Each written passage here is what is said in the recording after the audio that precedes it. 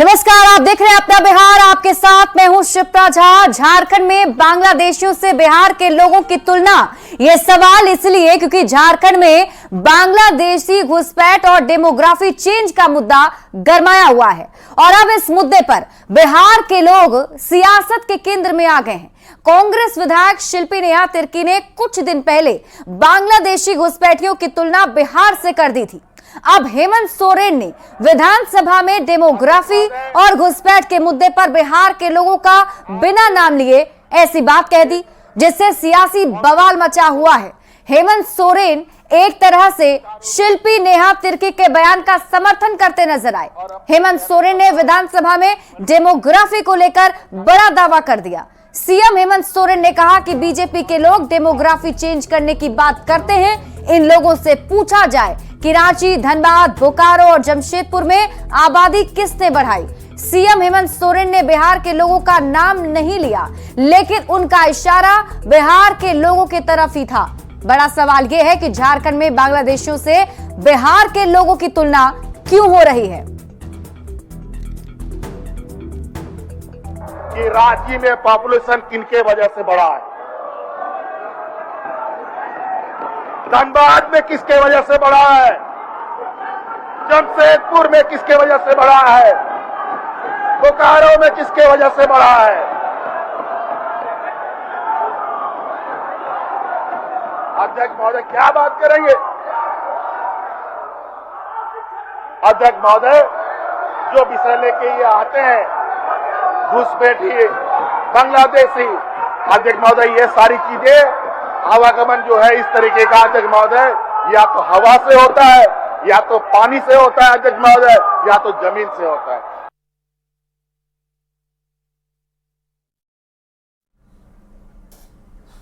तो सीएम हेमंत सोरेन ने क्या कहा आपने सुना। अब आपको बताते हैं कि उन्होंने क्या क्या कहा है। रांची में पॉपुलेशन किन की वजह से बढ़ा, ये सवाल पूछ रहे हैं वो।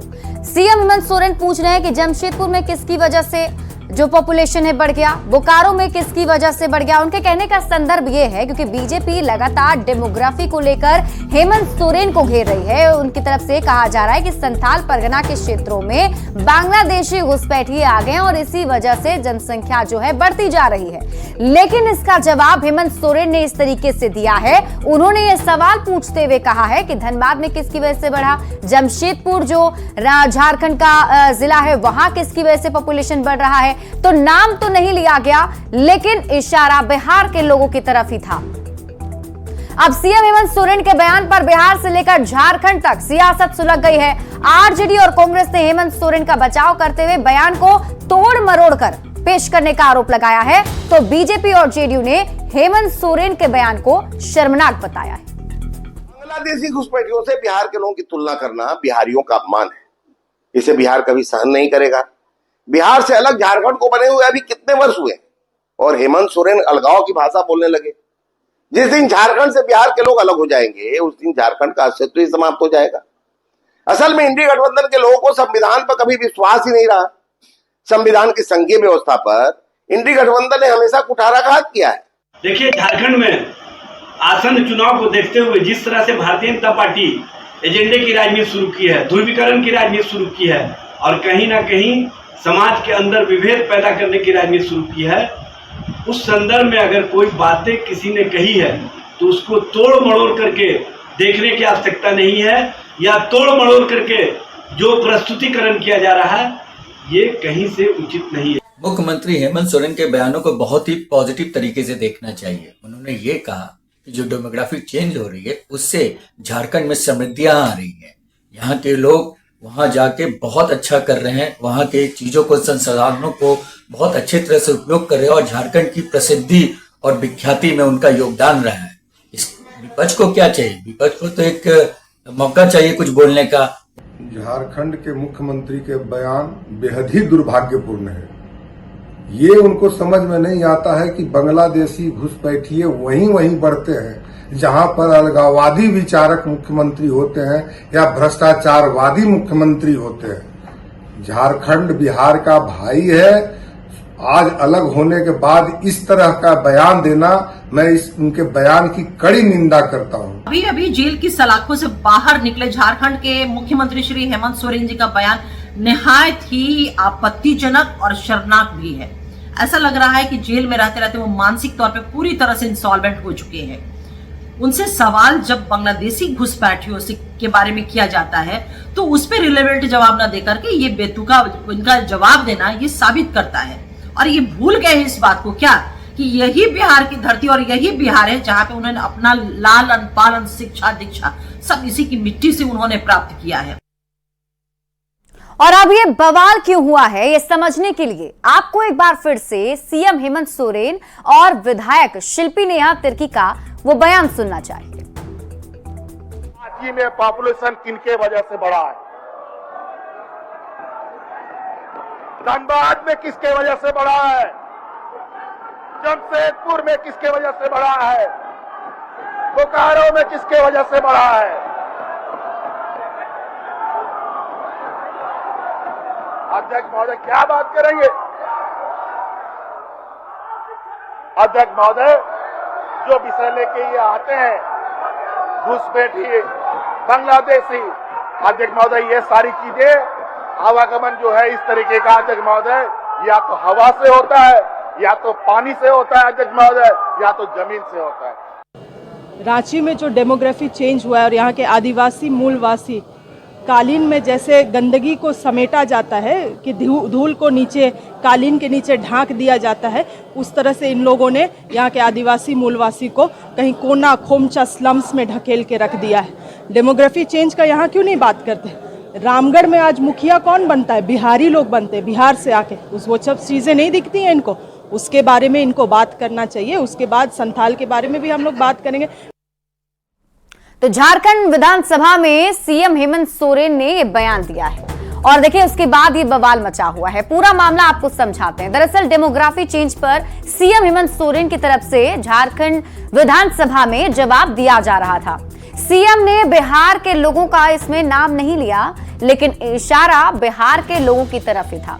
सीएम हेमंत सोरेन ने विधानसभा में कहा है कि रांची में, धनबाद में, बोकारो में, जमशेदपुर में जो आबादी बढ़ी है वो किसने बढ़ाई है। वहीं शिल्पी नेहा तिर्की ने भी विवादित बयान दिया था। बिहारियों की तुलना शिल्पी नेहा तिर्की ने भी बांग्लादेशी घुसपैठियों से कर दी थी। अब सीएम हेमंत सोरेन ने डेमोग्राफी चेंज पर अपना बयान दिया। बिहार के लोगों की आबादी पर उन्होंने सवाल उठा दिए और झारखंड में हेमंत सोरेन की रणनीति अब साफ है।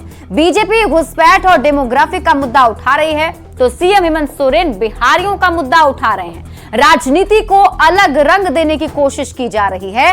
पहले बिहार और झारखंड आपको पता है कि एक ही था। बिहार और झारखंड के लोगों में कभी भेद नहीं था। झारखंड के विकास में बिहार के लोगों का भी योगदान रहा है। बिहार के लोग बड़ी संख्या में बिजनेस कर रहे हैं। सरकारी प्रोजेक्ट में बिहार के लोग काम करते हैं। बिहार के लोग झारखंड में खून पसीना बहा रहे हैं। सरकारी कर्मचारी भी अपनी भागीदारी निभा रहे हैं। झारखंड को एक ऊंचाई तक पहुंचाया जा रहा है। झारखंड में बिहार के लोग घुसपैठ नहीं कर सकते हैं। बिहार के लोगों की मदद से ही आज झारखंड आगे बढ़ रहा है, वो कोई घुसपैठ नहीं है। तो आपको ये बता दें कि बीजेपी की तरफ से डेमोग्राफी का मुद्दा उठाते हुए हेमंत सोरेन पर हमला किया जा रहा था, सवाल पूछे जा रहे थे, तो उसका जवाब सीएम हेमंत सोरेन ने यह कहते हुए दिया है कि रांची, जमशेदपुर, धनबाद, यहां जो आबादी बढ़ी है वो किसने बढ़ाए हैं। और सीधा सीधा इशारा बिहार के लोगों पर था। तो झारखंड में बिहार के लोगों की बड़ी आबादी है। झारखंड में बिहार के लोगों की अच्छी खासी संख्या है। पहले बिहार और झारखंड जब एक था तो जाहिर सी बात है बहुत सारे लोग झारखंड का भी हिस्सा थे। बंटवारे के पहले से वो सब बिहार के जो लोग हैं वो पहले से वहां बसे हुए हैं। रोजी रोटी के लिए झारखंड में पहले से बसे हुए हैं। तो ऐसे में बिहार के व्यापारियों की भी झारखंड में अच्छी तादाद है। जो बिहार के व्यापारी हैं वो भी वहां पर व्यापार करते हैं और बिजनेस कर रहे हैं। साथ ही साथ झारखंड में बिहार के लोगों का बिजनेस है। सिर्फ यही नहीं है कि बिहार के लोग झारखंड में रहते हैं, बल्कि झारखंड के बहुत सारे लोग हैं जो बिहार में रहते हैं, एक दूसरे से जुड़े हुए हैं। सरकारी कर्मचारियों की भी काफी अच्छी खासी संख्या है। और जब बंटवारा हुआ तो बंटवारे के वक्त झारखंड कैडर चुना। रांची और धनबाद में अच्छी आबादी है लोगों की। जमशेदपुर और बोकारो में भी अच्छे खासी संख्या में जो बिहार के लोग हैं वो पहले से रह रहे हैं, जो झारखंड जब बिहार का हिस्सा था। बढ़ते हैं आगे और अब बात अगली खबर ही करेंगे। सीएम नीतीश कुमार आज नवादा के ककोलत पहुंचेंगे। सीएम नीतीश कुमार ककोलत जलप्रपात के नवनिर्माण का उद्घाटन करने वाले हैं और इसके बाद सीएम नीतीश कुमार वारिसलीगंज प्रखंड में सीमेंट फैक्ट्री का भी शिलान्यास करेंगे। ककोलत जलप्रपात उद्घाटन के बाद फिर से पर्यटकों से गुलजार हो जाएगा। 2 साल पहले सीएम नीतीश कुमार ने ककोलत का जायजा लिया था और उस दौरान उन्होंने ककोलत को नए सिरे से बनाने की योजना बनाई थी और अब उसका असर भी देखने को मिल रहा है। सीएम नीतीश कुमार आज उद्घाटन करने के लिए पहुंचने वाले हैं।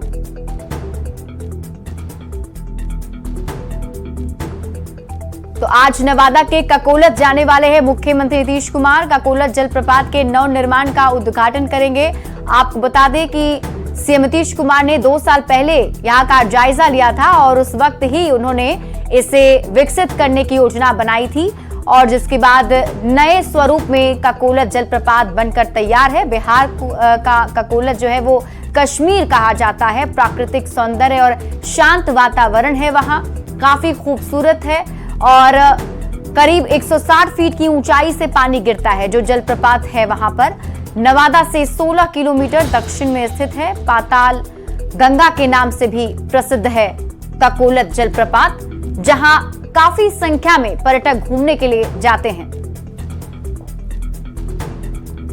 और अब बात करेंगे मौसम की। बिहार में मौसम को लेकर अलर्ट जारी कर दिया गया है। बिहार के अधिकांश जिलों के लिए भारी से भारी बारिश का रेड अलर्ट जारी किया गया है। मौसम विभाग के अनुसार इस दौरान भारी बारिश होने वाली है। साथ ही ठनका के साथ तेज हवा का भी अलर्ट जारी कर दिया गया है। अगले 36 घंटे के लिए भारी बारिश का अलर्ट जारी हुआ है और इस दौरान नदियों का जलस्तर भी बढ़ सकता है। तो ऐसे में लोगों से अपील की जा रही है कि जब बारिश हो रही हो तो उस वक्त आप घर से बाहर ना निकलें और आप नदी के आसपास भी ना जाएं। मौसम में होने वाले बदलाव और भारी बारिश की आशंका को देखते हुए आपदा प्रबंधन विभाग की ओर से हेल्पलाइन नंबर भी जारी कर दिया गया है।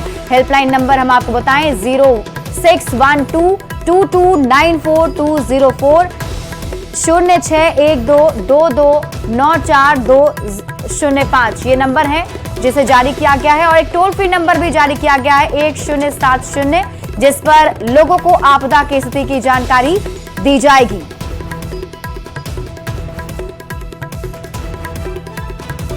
तो आने वाले दिन जो हैं वो भारी पड़ने वाले हैं बिहार के लिए, क्योंकि भारी से भारी बारिश का अलर्ट जारी कर दिया गया है और बताया जा रहा है कि बिहार के कई सारे जिले हैं जहां भारी बारिश की संभावना जताई गई है। तो ऐसे में लोगों से अपील की गई है कि जब बारिश हो रहा हो तो उस वक्त आप घर से बाहर ना निकलें, क्योंकि ठनका की चपेट में आने से बहुत सारे लोगों की मौत भी हो गई है। तो ऐसे में ये अपील कि बारिश के दरमियान आप घर पर ही रहे। और इस बीच एक और बड़ी खबर आपको पटना से बता दें। पटना से बड़ी खबर मिल रही है। आपदा प्रबंधन विभाग ने अलर्ट जारी किया है। ठनका गिरने को लेकर यह अलर्ट जारी किया गया है। कौन कौन से जिले हैं? देखिए, कैमूर और रोहतास के लोगों को अलर्ट रहना है। औरंगाबाद और अरवल में भी चेतावनी जारी की गई है।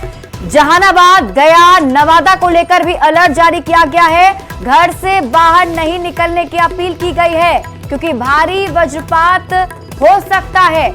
सुबह 10:39 तक के लिए ये अलर्ट जारी किया गया, यानी कि लगभग 11 बजे तक, सुबह 11 बजे तक आपको घर से बाहर नहीं निकलना है अगर आप इन जिलों में रहते हैं तो, क्योंकि ठनका गिरने को लेकर अलर्ट जारी किया गया है।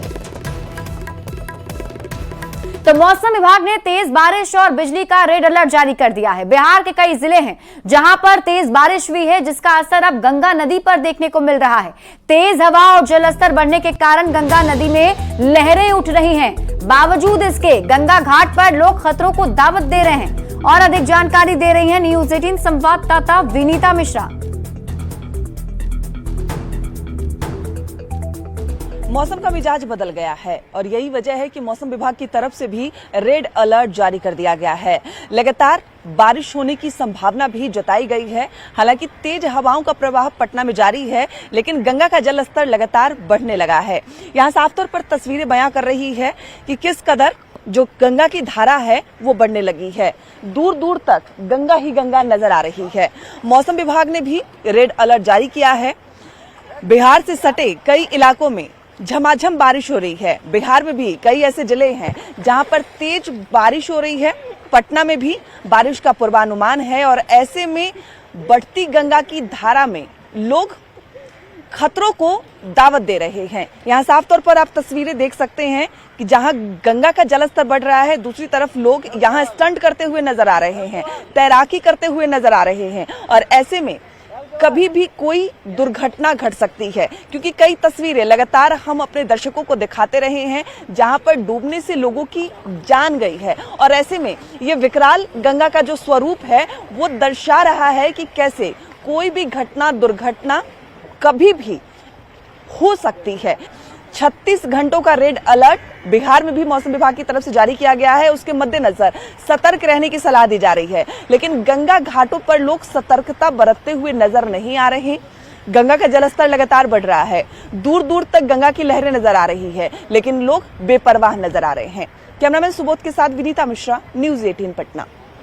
वहीं खगड़िया के परबत्ता प्रखंड में तेज आंधी तूफान ने तबाही मचा रखी है, जिससे किसानों को काफी नुकसान हुआ है। तेज आंधी और बारिश की वजह से कई एकड़ में लगी केले की फसल पूरी तरह बर्बाद हो चुकी है। किसान बिहार सरकार से अब मुआवजे की मांग कर रहे हैं। हाँ, इसमें 40,000 ऊपर से खर्च है। सारा फसल गिर गया, आप देखिए रहे, इसमें 1 रुपया होने का उपाय नहीं है। कहाँ से भरेंगे? कल तो खेत वाला तो मान के चलिए वो तो गला में गमछा लगा के पकड़ेगा, ब्याज पे उठा के सर जी खेती करते हैं। पूरा रहम किया जाए, किसान भूखा मर जाएगा, आत्महत्या कर लेगा। इसका दूसरा कोई उपाय ही नहीं है किसान को बचने का। नहीं नीतीश कुमार कुछ करते हैं तो सब किसान अपने आप को समर्पण कर देगा। दूसरा कोई उपाय नहीं। नीतीश कुमार के निवेदन है कि जितना जल्द इस पर किसानों पर तनी प्रयास किया जाए मुआवजा देने का। और बात अगली खबर की। पटना के पचरुखिया थाना क्षेत्र के सोतीचक गांव में बंद घर को चोरों ने निशाना बनाया है। चोरों ने घर से 60 से 70 लाख के जेवरात और 50,000 नगद की चोरी कर ली। जानकारी के मुताबिक पुलिस ने मौके पर पहुंचकर पूरे मामले की जांच की। घटना के बाद डॉग स्क्वाड और एफएसएल की टीम जांच कर रही है। पीड़ित व्यवसायी और प्रॉपर्टी डीलर ने बताया कि वो अपने परिवार के साथ बाहर गए थे। जब घर पहुंचे तो घर का ताला टूटा हुआ था, साथ ही घर में रखा सारा सामान बिखरा पड़ा था। चोर घर में लगे सीसीटीवी कैमरा और डीवीआर मशीन भी अपने साथ ले गए। पुलिस अब पूरे मामले की छानबीन में जुट गई है। जब आज आए हैं जी तो देखते हैं कि सारा घर का ताला टूटा हुआ है। उसके बाद सारा सामान बिखरा पड़ा, सब देखें, सारा सामान बिखरा देखें। जितना था सब ज़्यादा ज्वेलरी, करीब 50,000 रुपया नगद था, सब ये चोरी हो गया है, सब डकैती हो गया। और ज्वेलरी कितने का होगा? ज्वेलरी करीब 60-70 लाख का होगा। वैशाली सदर अस्पताल में प्रसव के दौरान महिला की मौत पर परिजनों ने जमकर हंगामा किया है। मृतक महिला के परिजनों ने लापरवाही का आरोप लगाया। परिजनों के हंगामे पर डॉक्टर और कर्मचारी अस्पताल छोड़कर फरार हो गए, जिसके बाद मौके पर पहुंची पुलिस की टीम ने हंगामा को शांत कराया है। तस्वीरें आपको दिखा रहे हैं सदर अस्पताल की, जहां जमकर हंगामा हुआ। बताया जा रहा है कि मरीज के परिजन यहां काफी हंगामा कर रहे थे, क्योंकि प्रसव के लिए जो महिला लाई गई थी उनकी मौत हो गई।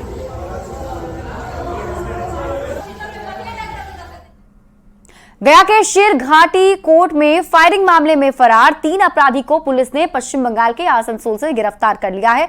गया में पिछले दिनों शेरघाटी कोर्ट में फायरिंग कर एक बंदी को घायल करने के मामले में फरार 3 अपराधी बंगाल के आसनसोल से पकड़े गए। सभी अपराधियों ने अपना जुर्म भी कबूल कर लिया है। सभी वारदात को अंजाम देने के बाद आसनसोल की कुल्टी थाना क्षेत्र के बराकर में छिप गए। आपको बता दें 24 जुलाई को शेरघाटी कोर्ट में पेशी के लिए लाए गए बंदी फोटो खान की हत्या करने के लिए गोलीबारी की गई थी। गोलीबारी में फोटो खान और एक पुलिसकर्मी घायल हो गया था।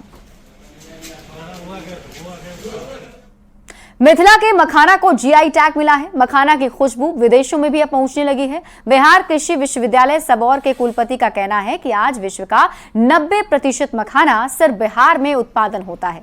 पूर्णिया, सीमांचल, कोसी और मिथिलांचल में सबसे ज्यादा मखाना का उत्पादन होता है। विदेशों में पूर्णिया और मिथिलांचल के मखाना का डिमांड काफी ज्यादा है। इस खबर पर और अधिक जानकारी दे रहे हैं